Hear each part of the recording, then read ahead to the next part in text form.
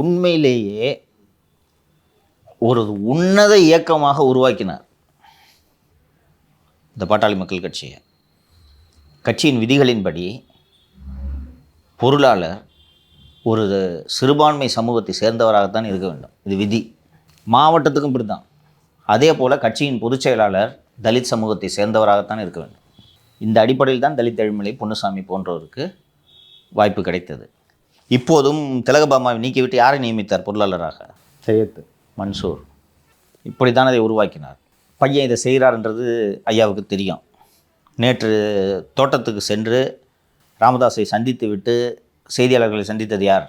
பேராசிரியர் தீரன் சந்தித்தார். ஆமாம். குணங்குடி அனிஃபா யார் பக்கம் நிற்பார்? ஐயா ராமதாஸ் பக்கம் தான்.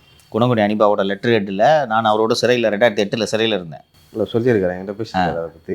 குணங்குடி அனிஃபா லெட்டர் ஹெட்டில் பாமகவின் முதல் பொருளாளர் என்று தான் இன்றும் எழுதி கொள்வார், பெருமையோடு அதை சொல்லிக் கொள்வார். அவர் யார் கூட நிற்பார்? ஐயா ராமதாஸ் அவர்கள்.